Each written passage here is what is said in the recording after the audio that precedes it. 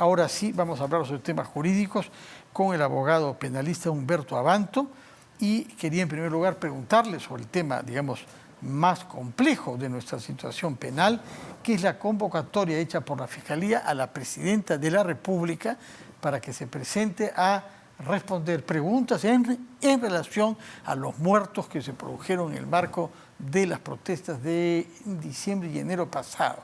Ha solicitado que esto no tenga lugar el 31 de mayo, sino el 1 de junio, porque el 31 de mayo es un día de simulacro de sismo. ¿Cómo ve usted este hecho judicial, fiscal, que es el interrogatorio a un jefe de Estado? Bueno, ante todo, buenas noches, don Fernando. Buenas noches, doctor Abanto. Gracias por estar acá. Y permítame un saludo a los salesianos, porque hoy es el Día de la Virgen María Auxiliadora. Bueno, y sé que tiene su corazón salesiano usted, ¿no? Estuve, sí, con ellos un tiempo.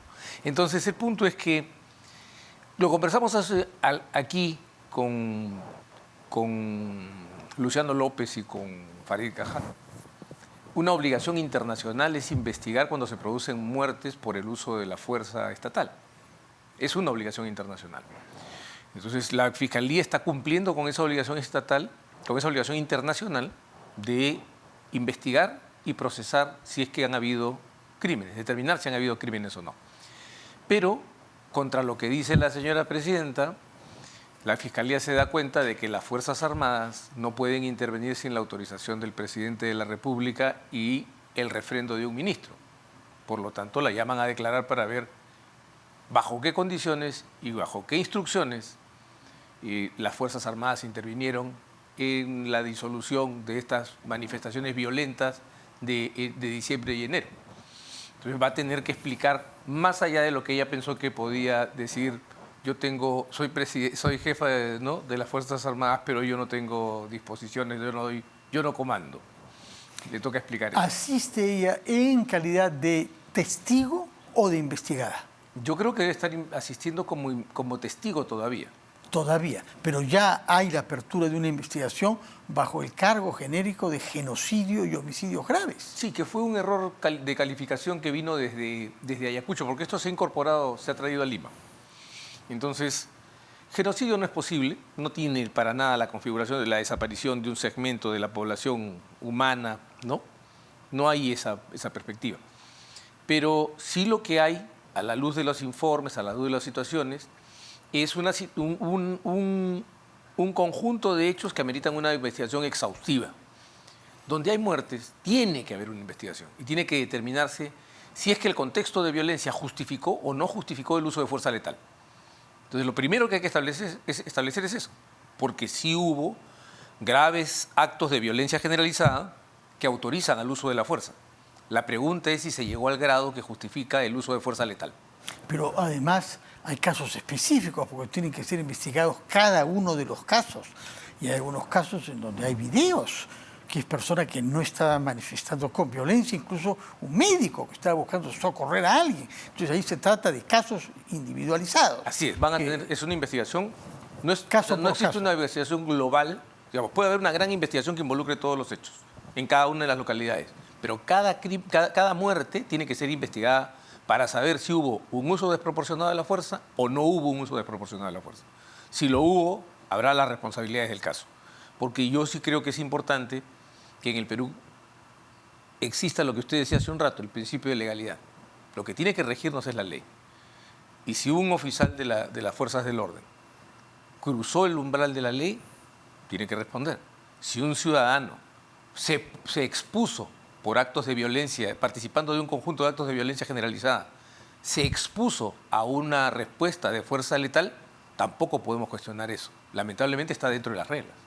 De acuerdo. Entonces, ¿usted cree que en este caso está siendo como testigo, pero que eventualmente puede presentarse como investigada? Sin ninguna. Tanto más que hay ya una definición de una investigación por genocidio y homicidios graves. Además, mucho depende de qué cosa es lo que va a decir ella, qué es lo que va a decir el ministro que refrendó, porque hay que recordar que los actos...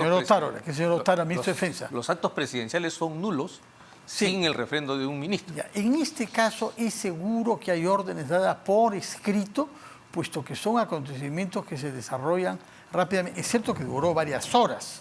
Eso es un argumento fuerte sobre la responsabilidad directa de la señora Boluarte, ¿no? Suficientes horas en donde hay reporte de muertos que le permite a uno intervenir. Pero interviene oralmente, telefónicamente o por escrito. Eso es lo que se va a ver, porque hay receptores de órdenes que pueden haber sido verbales, o telefónicas, o radiales, o pueden haber... Yo dudo que haya órdenes escritas, por la velocidad de la actuación. Pero hay varias horas, ¿eh? ¿No? Se puede hacer un WhatsApp, una Digamos. firma digital y enviar. Está bien, pero lo que me refiero a órdenes escritas en el sentido de memorándums ejecutivos o ese tipo de órdenes, no creo que las hay. Creo que lo que ha habido son comunicaciones instantáneas a propósito de lo que estaba ocurriendo. La evolución de los cuadros fue realmente aterradora, ¿no? ¿Hasta dónde puede ir una investigación fiscal que afecte a la misma presidenta? Porque ya vemos que hay un debate sobre este tema en relación al artículo 117 de nuestra Constitución, que limita a 4 las causas por las que el jefe de Estado puede ser acusado. De ahí se ha derivado una vieja doctrina según la cual no se investigaba al presidente en el ejercicio de sus funciones. Doctrina que ha sido modificada progresivamente por Zoraida Ábalos primero, por Pablo Sánchez, dando un paso más aún, y luego finalmente por la actual fiscal de la Nación, Patricia Benavides, ¿no? Pero su opinión como constitucionalista, ¿hasta cuánto se puede investigar a un jefe de Estado en ejercicio si se respeta el artículo 117 de nuestra Constitución? Fíjese, don Fernando, yo tengo una posición totalmente distante de esa actitud, de esa evolución que ha sufrido la inmunidad absoluta del presidente de la República. La inmunidad absoluta del presidente de la República nosotros la tomamos del sistema norteamericano e ingresa en la Carta de 1839. La inmunidad absoluta hace que el presidente de la República no responda por absolutamente nada, excepto las 4 causales que prevé el 117. Traición a la patria, salir del territorio y impedir las elecciones. Hay constitucionalistas y juristas en general que piensan que esto lo cubre solo para los actos de función, pero yo les hago una observación. El delito de traición a la patria no es un delito de función. No es un delito de función. No está en el catálogo de delitos contra la administración pública. Está en otro lugar. Entonces no se trata de un delito de función. No lo cubre solo para delito de función, lo cubre para todo delito esta inmunidad. ¿Qué cláusula dejó abierta el constituyente? Porque no puede quedarse esto sin investigar. El artículo 128 de la Constitución, que dice que los ministros son responsables solidariamente con el presidente de la República por los delitos cometidos o por los actos inconstitucionales. Entonces, la fiscal de la Nación o el fiscal de la Nación que está a cargo del Ministerio Público no podrá investigar al presidente, pero no puede dejar de investigar el hecho porque tiene los responsables solidarios, a quienes sí puede investigar. Porque hay que recordar que el presidente, la razón de la inmunidad es que el presidente no puede hacer nada. El presidente no puede hacer nada sin la intervención de un ministro. Sí. Ahora, ¿usted es contrario entonces a que se investigue a todo jefe de Estado en ejercicio? Yo soy partidario de que se reforme la Constitución. Ya. Yo creo que ya la institución de la inmunidad absoluta es una cosa que está en decadencia e inclusive también interpretativamente los Estados Unidos ha decaído. Desde el caso Clinton y recientemente en el caso Trump.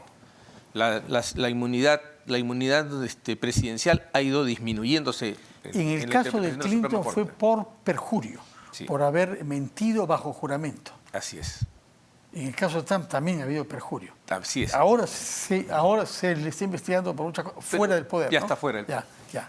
Muy bien. Entonces, lo que quiere usted es que se cambie la Constitución. ¿En qué artículo? Que se reforme el 117 ¿ya? Para establecer un catálogo un poco más amplio. Que incluya corrupción. Que incluya corrupción. Hoy día es un tema imperativo. Y organización criminal. Que no es corrupción necesariamente. Bueno, en todo caso, con la Constitución tal y como está formulada, ¿piensa usted que no es coherente proceder a una investigación del jefe de Estado en ejercicio, aún sobre este caso de muertes cometidas bajo su autoridad? Ni siquiera para las diligencias preliminares de investigación, porque las diligencias preliminares de investigación podrían llevar a que se dicten medidas restrictivas al presidente de la República. Y una de las cosas que nadie quiere aclarar es, ya, si yo puedo hacer diligencias preliminares de investigación contra el presidente, ¿le puedo dictar una detención preliminar? Como a cualquier investigado. Entonces le dicen, no se puede porque la Constitución no lo permite. ¿No lo permite o no lo permite? Entonces, en mi opinión, como cuando entramos en ese tipo de dilemas que no son fácilmente resolubles, lo mejor es la reforma. Y lo dije hace casi 2 años. Cuando comenzó este problema hacia finales del 2021, yo advertí que venía este problema y que era necesario reformar el artículo 117. Nadie hizo caso. No le han hecho mucho caso hasta ahora. En todo caso, ¿a usted le parece que sí corresponde que vaya como testigo Sí. y no como investigada para que dé cuenta cuál es la cadena de mando que condujo a que algunos oficiales o suboficiales hayan hecho un uso desproporcionado de la fuerza, tal y como parece haber constatado el informe de la CIDH, pero también otras organizaciones internacionales? Sí, pero que yo, como usted sabe, yo... Tiene reservas. Tengo mis reservas porque sí. no creo en los informes que proponen investigar y adelantan la conclusión. Creo que la lógica metodológica siempre es que la conclusión sucede a la investigación, no la precede. Bueno, lo que han hecho es recoger testimonios de autoridades y de ciudadanos y de organizaciones que sostienen algunas cosas que ellos llevan a sostener que ha habido un uso desproporcionado de la fuerza, cuya responsabilidad, recomiendan, debe ser investigada. Por eso, base para Ya. una sospecha, Sí. no base para una conclusión. Sí, sí. Lo creo que han debido ser un poco más cuidadosos ahí. De acuerdo. Tenemos otro tema sobre el que le queríamos consultar que tiene que ver ya no con la presidenta actual, sino con su predecesor, Pedro Castillo. Por una parte, ¿a usted le parece que la vacancia que se le aplicó corresponde a los términos constitucionales de esta figura? Corresponde al ámbito de capacidad creadora que el derecho parlamentario tiene. Cuidado, la gente está olvidando que el derecho parlamentario no solamente está escrito en el reglamento del Congreso. El derecho parlamentario también surge de la práctica, y la práctica surge cuando se presentan situaciones novedosas. Jamás habíamos tenido un presidente detenido en flagrancia. No existe en la historia republicana. Desde el primer presidente de la República, desde Rivadavia y Sánchez Boquete, hasta aquí, no hemos tenido jamás a un presidente detenido en flagrancia. El Congreso tenía que reaccionar y tenía que vacarlo. ¿Qué posibilidad de investigar hay en el marco de un hecho incontestable, don Fernando? Si el presidente de la República hubiera, en vez de dar un golpe de Estado, hubiera cogido un arma y hubiera matado a una persona, sin importar quién sea, deliberadamente, Sí. entre las cámaras, hubiéramos tenido que hacer todo un procedimiento largo y tedioso para sacarlo de la primera magistratura, ¿Cómo se hubiera hecho en ese caso? como se procedió aquí, de una manera rápida, porque hay que recordar... Pero la vacancia tiene sus plazos, Lo que pasa es que... excepto que haya 4/5 partes de los votos, que no hubo. Pero no se olvide, don Fernando, de una cosa importante. Tanto en el procedimiento administrativo como en el proceso penal hoy, se reconoce la existencia del proceso inmediato. Lo que ha construido pretorianamente el Congreso de la República es un procedimiento de vacancia instantánea o inmediato. No había margen de duda. Pero sin defensa y sin debido proceso. No se le permitió defenderse. Pero se adelantó con el golpe de Estado hecho por la mañana. Pero es que ahí estaba el problema.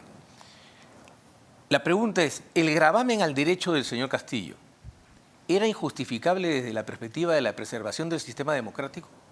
No era injustificable, era necesario. Ahí está. Porque si no, era cruzarse de brazos frente al hecho consumado. Entonces, esa indispensabilidad para la preservación del sistema democrático, no hay que olvidar un gran criterio que tiene el Tribunal Europeo de Derechos Humanos, las necesidades de una sociedad democrática.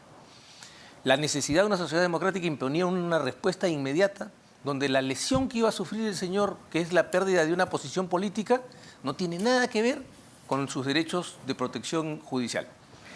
¿Qué significa para usted, hablando ya sobre lo que está pasando en estos días, no solo lo que pasó el 7 de diciembre, que el Ministerio Público haya hallado 9 chips prepago en el Palacio de Gobierno luego del golpe de Estado? No, lo que nos explica es que se va haciendo cada vez más sólida la tesis de que el señor Castillo tenía una conducta muy peculiar, totalmente distinta del estándar presidencial que podemos tener en la cabeza. Ese manejo de chips lo que explica es que el presidente tenía un sistema de comunicaciones paralelo a un sistema formal escapando de cualquier control. Y una de las cosas que hay que recordar, el presidente de la República, actuando como presidente de la República, ojo, no es usted, no soy yo, que tenemos el derecho a la privacidad. Él tiene unos deberes de transparencia que nosotros no tenemos. Él tiene por su exposición propia, por su propia voluntad, él se expone a un escrutinio que la transparencia de los actos públicos le impone. No, nosotros no lo tenemos. Humberto Abanto, muchas gracias por sus explicaciones. Quedan muchos otros temas pendientes, pero regresará, espero.